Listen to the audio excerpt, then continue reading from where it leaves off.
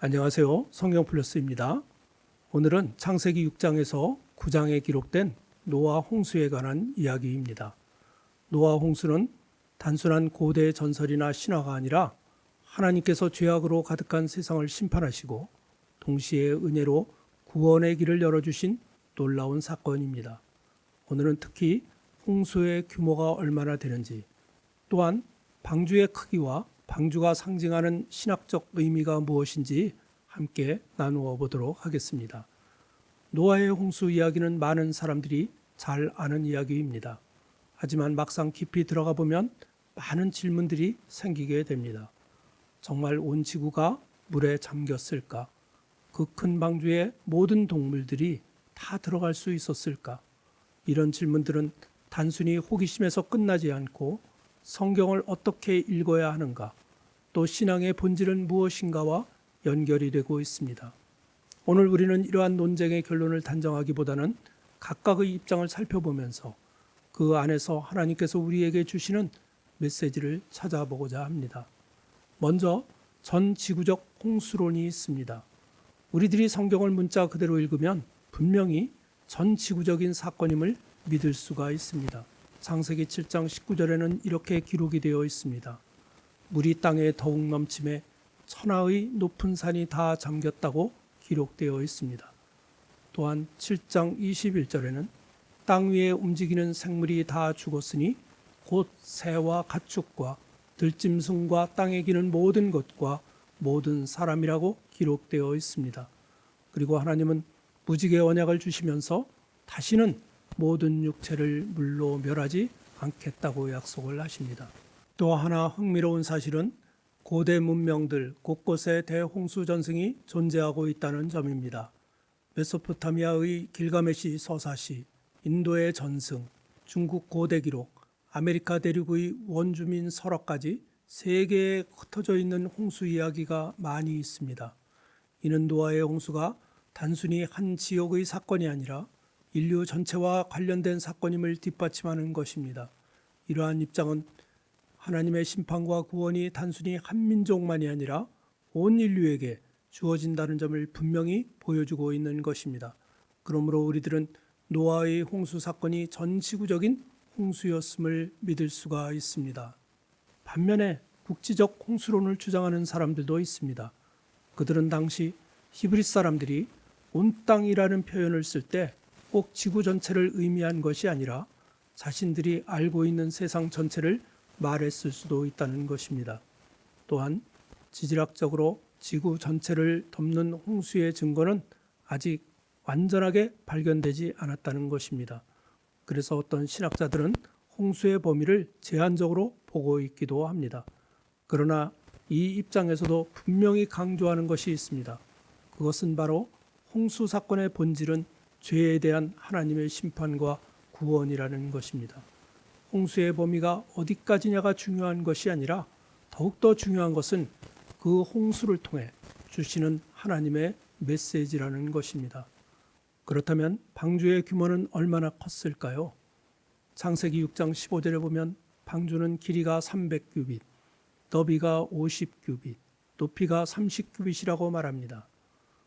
일반 규빗을 45cm로 잡으면 길이가 135m, 폭이 22.5m, 높이가 13.5m 정도가 됩니다. 축구장 길이보다 더 길고 3층 구조로 설계된 아주 거대한 배입니다. 만약 왕실 규빗, 즉 51cm를 적용한다면 길이가 160m가 넘을 수도 있습니다. 당시 고대인들에게는 상상할 수 없는 규모의 초대형 선박이었던 것입니다. 그러나 흥미로운 것은 이 방주의 비율입니다. 노아 방주의 비율은 길이와 폭과 높이가 각각 6대 1대 0.6 비율인데 이 비율은 현대 선박공학에서도 가장 안정적인 구조로 알려져 있습니다.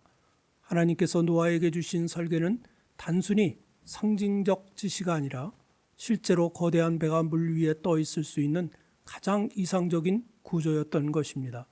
노아의 배가 물에 떴을 때 추정 배수량은 약 2만 톤이 넘는다고 합니다. 이 수치는 오늘날 대형 화물선과 견줄 만한 큰 규모였음을 보여주고 있습니다. 여기에서 또 한 가지 질문이 나옵니다. 정말 방주에 모든 동물들이 들어갈 수가 있었을까? 전 지구적 홍수론을 지지하는 이들은 종이 아니라 종류의 개념이라고 설명을 합니다. 예를 들어 오늘날의 사자, 호랑이 표범은 하나의 고양이과로 묶을 수가 있다는 것입니다. 또 굳이 다 큰 동물들이 아니라 어린 동물들이 들어갔다면 공간도 훨씬 효율적으로 사용할 수 있었을 것이라는 것입니다. 반면 국지적 홍수론을 지지하는 사람들은 굳이 모든 동물이 아니라 노아가 살던 지역의 동물만 들어갔을 것이라고 봅니다. 그렇다면 도대체 어느 쪽이 맞는 것일까요? 여기에는 성경 해석의 접근 방법이 다양하게 존재하고 있습니다. 문자적 해석은 성경의 말씀을 역사적 사실 그대로 받아들이는 것입니다. 그러나 문학적, 신학적 해석은 고대 문학의 특성과 수사법을 고려해서 성경이 말씀하고자 하는 본질적인 메시지에 집중하는 것입니다. 두 가지 관점 모두가 장단점이 있습니다. 중요한 것은 어느 한쪽만 옳다 하고 상대를 배척하기보다는 성경의 권위를 인정하면서 겸손히 다양한 해석을 받아들이는 태도입니다. 우리가 성경의 말씀에 관한 모든 사실적 관계를 알기에는 분명히 한계가 있기 때문입니다. 그러나 하나님께서 우리에게 주시는 본질적 메시지는 명확합니다. 그렇다면 노아의 홍수와 방주가 우리에게 주는 가장 중요한 교훈은 무엇일까요? 첫 번째로 하나님의 심판은 확실하다는 사실입니다. 죄악으로 가득한 세상은 반드시 하나님의 심판을 받는다는 것입니다. 둘째로 하나님의 은혜는 언제나 구원의 길을 예비한다는 것입니다. 방주는 심판 속에서도 열어주신 구원의 길이었습니다. 셋째로 하나님의 말씀에 대한 믿음의 순종이 구원을 가져온다는 것입니다.